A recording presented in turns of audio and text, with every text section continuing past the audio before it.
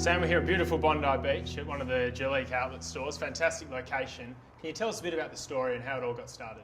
Thanks, Alex. Yes, well, the brand was started in 1985, so nearly 30 years ago, by Jürgen and Ulrike Klein, a German couple who immigrated to Australia seeking the purest place on earth.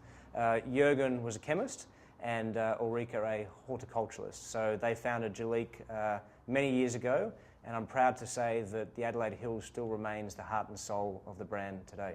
And Sam, when marketing the product, you don't really follow a traditional path. What's the strategy there? Yeah, you're right. So we don't really have an above-the-line spend like a lot of our competitors do. So our store environment, whether it be in a duty-free store, whether it be in a Sephora, whether it be in a Myer or David Jones or one of our standalone stores, is a key way for us to engage with consumers and find a way to get product and skin with our high-quality beauty advisors. Our farm, so having farm tours and bringing that to life for consumers is another key point of difference. And then PR and word of mouth are very effective tools for us. More recently, we've become actively involved in digital, and so now have a heavy focus on what we're doing with Facebook, Instagram, and Twitter, and have done some, I think, some nice, unique marketing campaigns like Plant a Promise via Facebook, where if you go on and become a Jurlique follower or like Jurlique, then we plant a seed at our farm for you. So it's a real Plant a Promise type of initiative, which I think is quite unique and different. That's a fantastic strategy. It must help you really stand out from the competition. So a lot of our global competitors have significant above-the-line advertising budgets, which is not our business model. So we're not going to outspend them. So the challenge and opportunity for us is to find unique ways to communicate with our customers. Okay, and what's the most important aspect of that in maintaining that sort of premium brand? I think the consistency is very important. So making sure that wherever the consumer shops, she typically sees the same experience and the same brand presentation. Whilst the product offering varies slightly in different geographies. So for example, in Asia, there's more focus on skin whitening. So we have more of a whitening SKU focus there compared to Australia. Mm-hmm. But really making sure that we have a consistent brand experience globally is very, very important. So Sam, what role does your Adelaide Farm play in the business? The Adelaide Farm has always been the heart and soul of the brand. When the brand was founded in 1985, we started with a 10-acre farm, and now we've progressed to a 153-acre farm in the Adelaide Hills. Our farm is biodynamic and organically certified, and what that means is that we're able to grow over 40 variants of plants that actually are used in our product. From that also we have what we call our proprietary biodynamic blends, which are in each of our products, which is how we bring our active ingredients to produce highly effective results for consumers. And to clarify, what do you mean by biodynamic?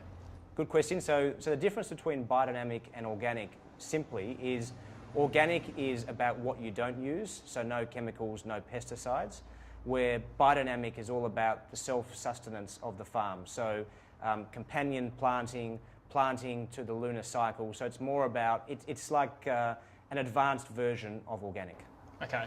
And is opening that to the public more a branding exercise, or does it actually bring in more business? It's predominantly a branding exercise. It's a great opportunity for our customers to understand why our brand is different, mm-hmm. and the very complex and real manufacturing process that we use. We call it internally our seed to store process. So we control the full vertical integration from putting the seed into the ground to then running our own stores in China, for example. So for consumers from outside Australia in particular to experience the Australian landscape, and we hope that the friendly kangaroos bounce around and say hello at the same time, but then more importantly to see that the farm exists and understand about our biodynamic farming principles is very, very important for word of mouth. Okay, now it's quite a unique product. Can you tell us a bit about the manufacturing process?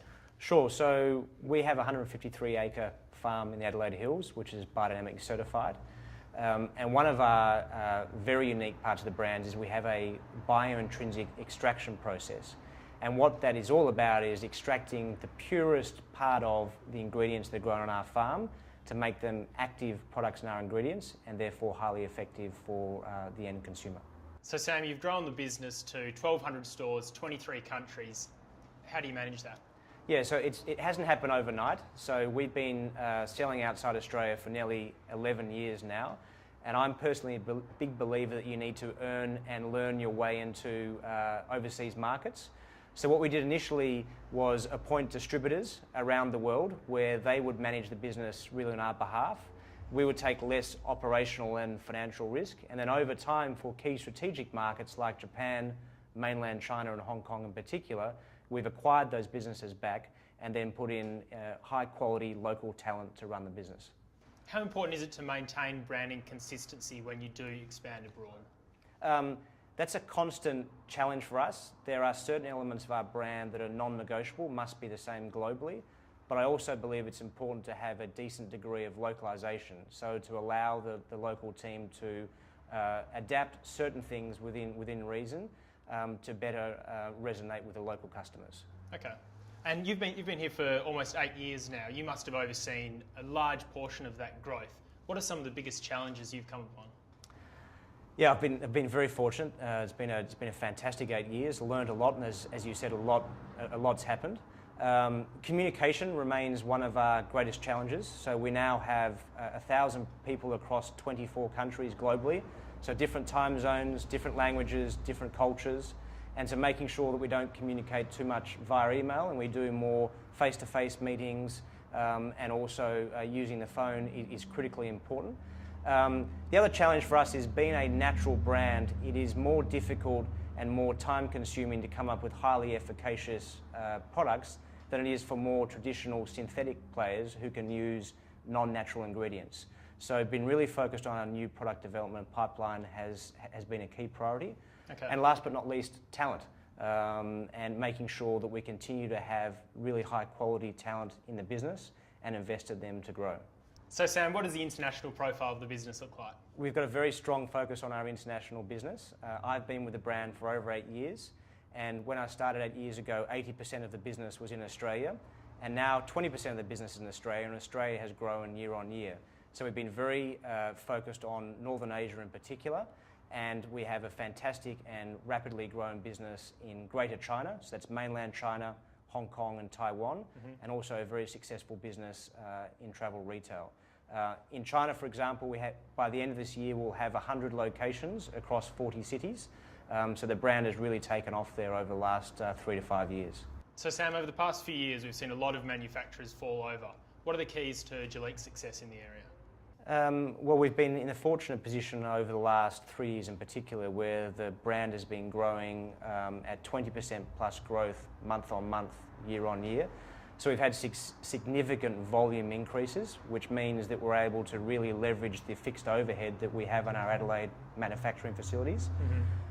Furthermore, ignoring the economic benefit, from a brand perspective, it's very important to us as a brand that we continue to be an Australian manufactured brand and that we have that authenticity and heritage around our story. Okay. Now you've grown a lot. What's the future look like for Jurlique? More growth we hope. Again, whilst we've made a number of successful inroads in Asia, there's still a lot of work to do, particularly in Korea, Japan and Southeast Asia. Indonesia will launch later this year, for example. And then we have a very small footprint in Europe, which will happen in the coming years, and nothing in one of the hottest skincare markets at the moment, which is Brazil. Right. So there's lots of new distribution opportunities, and there's lots of opportunity for us to improve our product offering and therefore improve our like-for-like performance in our existing distribution. Well, it's a fantastic Australian story, Sam. Really appreciate your time.